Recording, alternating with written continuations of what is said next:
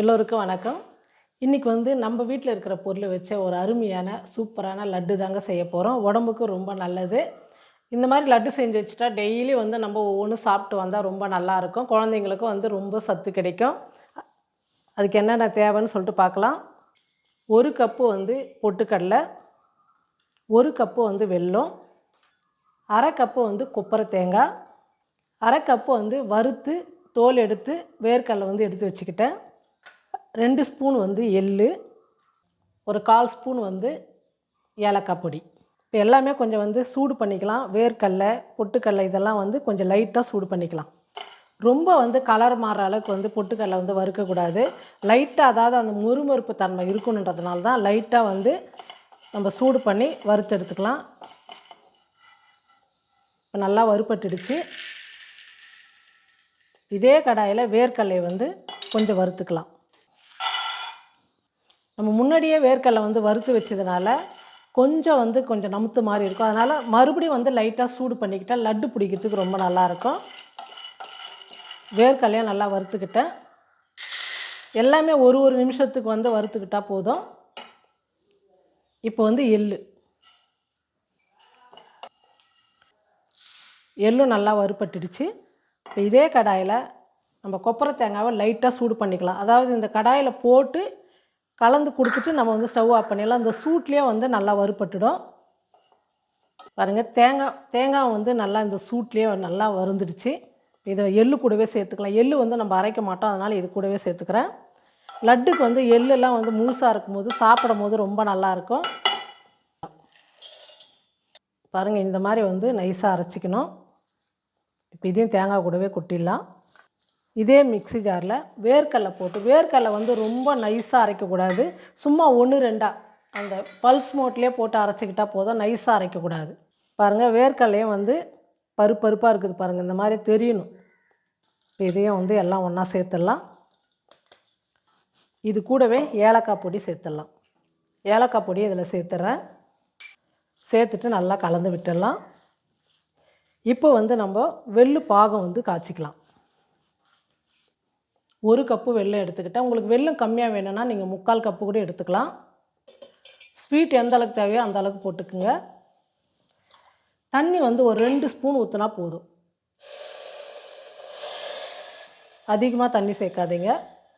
வெல்லம் நல்லா கரைஞ்சிடுச்சு. இப்போ ஸ்டவ் ஆஃப் பண்ணிவிட்டு வடிகட்டிக்கலாம். இது பாகு பதத்துக்கெல்லாம் 1 கம்பி பதம், 2 கம்பி பதம் பாகுலாம் வரவானா. வெல்லம் நல்லா கரைஞ்சிட்டா போதும். இப்போ நம்ம வடிகட்டிக்கலாம். மண் தூசுலாம் இருக்கு இல்லையா, அதனால் ஒரு சின்ன கிண்ணத்தில் நான் வடிகட்டிக்கிறேன். உங்களுக்கு நல்ல சுத்தமான வெல்லமாக இருந்தால் நீங்கள் அப்படியே கூட சேர்த்துக்கலாம்.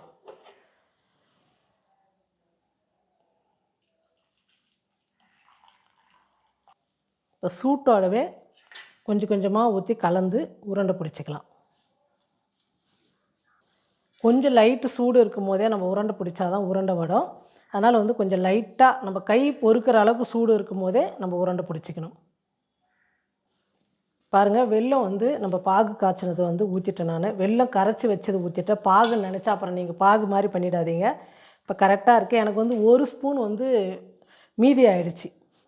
இனிப்பு கரெக்டாக இருக்குது. இப்போ நமக்கு எந்த அளவுக்கு உருண்டை வேணுமோ அந்த அளவுக்கு உருண்டை பிடிச்சிக்கலாம். இந்த மாதிரி பிடிக்கிறதுக்கு வரணும் உருண்டை. அப்புறம் கொஞ்சம் கொஞ்சமாக நல்லா காஞ்சி 1 மணி நேரம் 2 மணி நேரம் கழித்து சாப்பிடும்போது நமக்கு இப்படி உடச்சி சாப்பிடும்போது கரெக்டாக வந்துடும், நல்லாயிருக்கும். உங்களுக்கு எந்த அளவுக்கு சைஸ் உருண்டை வேணுமோ அந்த அளவுக்கு உருண்டை பண்ணிக்கலாம். ரொம்ப ஈஸியாக ஒரு 4-5 நிமிஷத்துலேயே செய்யக்கூடியது தான். நம்ம வேர்க்கடலாம் வறுத்து வச்சுக்கிட்டால் ரொம்ப ஈஸி தான் செய்கிறது. இதே மாதிரி எல்லாமே நம்ம லட்டாக பிடிச்சிக்கலாம். பாருங்கள், ஒரு சூப்பரான பொட்டுக்கடலை, வேர்க்கடலை, கொப்பரை தேங்காய் வச்சு ஒரு அருமையான லட்டு செஞ்சிட்டோம். ரொம்ப அருமையாக நல்லாயிருக்கும் சாப்பிட்றதுக்கு. எள்ளுலாம் சேர்த்ததுனால ரொம்பவே நல்லது. நான் எடுத்துக்கிட்ட பொருள் நீங்கள் எந்த கப்பில் எடுத்தாலும் அதே கப்பில் எல்லாம் பொட்டுக்கடலை 1 கப்புனா 1 கப்பு வெல்லம் எடுத்துங்க. மீதி 1/2 கப்பு வேர்க்கடலையும் கொப்பரை தேங்காய் எடுத்துங்க. கரெக்டாக இருக்குது. எல்லாமே ரொம்ப சூப்பராக இருக்குது. இந்த மாதிரி நீங்கள் செஞ்சு வச்சுட்டு 1 வாரம் 10 நாள் கூட ஒன்றுமே கெட்டு போகாது. நம்ம வெல்லம் பாகு மாதிரி நல்லா கரைச்சி சூடு பண்ணி ஊற்றுனதுனால சீக்கிரமாக கெட்டு போகாது. உடம்புக்கும் ரொம்ப நல்லது. நீங்களும் இதே மாதிரி ஒரு அருமையான லட்டு செஞ்சு பாருங்கள். இப்போ வந்து நான் மதியம் வந்து ஒரு 12:30 மணி ஆயிடுச்சுங்க இந்த லட்டு செஞ்சுட்டேன். கொஞ்சோண்டு சாதம் இருந்தது. சரி மதியத்துக்கு வந்து 2 பேர் தானே, இத வச்சு நம்ம இன்னைக்கு அட்ஜஸ்ட் பண்ணிக்கலாம் அப்படின்றதுனால, ஒரு அருமையான லெமன் சாதம் தான் தாளிக்க போறேன். வாங்க அது எப்படி செய்யுதுன்னு பார்க்கலாம். மதியம் சாப்பாடு செய்யணும், குழம்பு செய்யணும், என்ன பண்ணுறது தெரியலையே அப்படின்னு சொல்லிட்டு ஒரு ஃபீலிங்காகவே இருந்ததுங்க. 2 பேருக்குன்னும்போது செய்யறதுக்கு கொஞ்சம் கஷ்டமா தான் இருக்குது. ஒரு வேளை செஞ்சு அதே 2 வேளையும் சாப்பிட்றதா இருக்குது. அதனால் சரி இருக்கிறத வச்சு இந்த ஒரு வேளை வந்து நம்ம அட்ஜஸ்ட் பண்ணிடலாம் அப்படின்னு சொல்லிட்டு, இவ்வளோ சாதம் தான் மீதி இருந்தது. 2 பேருக்கும் ஓரளவுக்கு அட்ஜஸ்ட் ஆகிடும். ஆளுக்கு கொஞ்சம் சாப்பிட்ருவோம் நாங்கள். இருக்கிறத வச்சு அட்ஜஸ்ட் பண்ணிவிடுவோம். இப்போ எண்ணெய் ஊற்றிட்டேன். ஒரு 2 ஸ்பூன் எண்ணெய் சேர்த்துக்குங்க. 1 ஸ்பூன் கடலப்பருப்பு, 1 ஸ்பூன் உளுத்தம்பருப்பு, கடுகு. கடுகு நல்லா பொரியட்டும். கடுகு நல்லா பொரிஞ்சிடுச்சு. இப்போ 2 பச்சை மிளகா பொடியாக நறுக்கிக்கிட்டு அதையும் சேர்த்துக்கிறேன். சின்ன சின்னதாக குட்டி குட்டியாக ஒரு 20 பல்லு பூண்டு. ரொம்ப சின்னதாக இருந்தால் நல்லா வதங்கிடும். சாப்பிட்றதுக்கும் நல்லாயிருக்கும் லெமன் சாதத்துக்கு. பச்சை மிளகா பூண்டு வந்து நல்லா வதங்கட்டும்.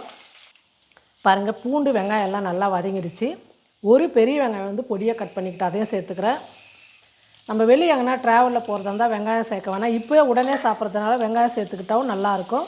அதனால் வந்து பொடியாக ஒரு வெங்காயத்தை வந்து நறுக்கி சேர்த்துக்கிட்டேன். கொஞ்சம் கருவேப்பிலை நல்லா வதங்கட்டும். பாருங்கள் வெங்காயம் வந்து நல்லா வதங்கிடுச்சு. ரொம்ப வந்து லெமன் சாதத்துக்கெல்லாம் கலர் மாறுற அளவுக்கு ஒன்றும் வதங்க வேணாம். உடனே நம்ம சாப்பிட்றதுனால 3/4 பாகத்துக்கு வதங்கினாவே நல்லாயிருக்கும் சாப்பிட்றதுக்கு. இப்போ கொஞ்சம் தேவையான அளவுக்கு உப்பு சேர்த்துக்கலாம். நான் ஏற்கனவே சாதத்தில் வந்து உப்பு சேர்த்து வடித்ததுனால கொஞ்சமாக சேர்த்துக்கிறேன். மஞ்சள் தூள் கொஞ்சம். இப்போ கலந்து கொடுத்துட்டு நான் ஒரு சின்ன லெமன் எடுத்து கொஞ்சமாக சாதம் இருக்கிறதுனால அதுக்கு தகுந்த மாதிரி ஒரு லெமன் எடுத்து சாறு எடுத்துக்கிட்டேன். அதை சேர்த்துக்கிறேன். நல்லா கலந்து கொடுத்து ஸ்டவ் வந்து குறைச்சி வச்சுட்டு சாதம் போட்டு இப்படியே கலந்துக்கலாம்.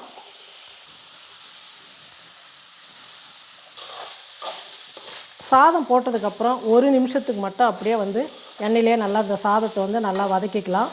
ஏன்னா நம்ம நல்லா வதக்கும் போது இந்த காரம் உப்பு எல்லாம் வந்து சாப்பாட்டில் வந்து நல்லா கலந்து வரும். சாப்பிட்றதுக்கு டேஸ்ட்டாக இருக்கும்.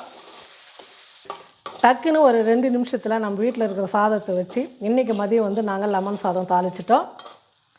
இதுக்கு தொட்டுக்கு எதுவுமே இல்லையே அப்படின்னு பார்க்குறாரு அப்பா. ஏன்னா அவருக்கு வந்து லெமன் சாதம், புளி சாதம், தயிர் சாதம்லாம் வந்தால் உருளைக்கிழங்கு வறுவல் வேணும். அப்படி இல்லைன்னா தேங்காய் துவையல் வேணும் அவருக்கு லெமன் சாதத்துக்கெல்லாம். ரொம்ப விரும்பி சாப்பிடுவார். இன்றைக்கி ஒரு சத்தான ஒரு லட்டும், ஒரு சூப்பரான லெமன் சாதம் இன்ஸ்டண்ட்டாக வந்து டக்குன்னு செஞ்சாச்சு. நீங்களும் இதே மாதிரி உங்கள் வீட்டில் செஞ்சு பார்த்துட்டு எப்படி இருக்குன்னு சொல்லிட்டு மறக்காமல் கமெண்ட் பண்ணுங்கள், ஷேர் பண்ணுங்கள். நன்றி.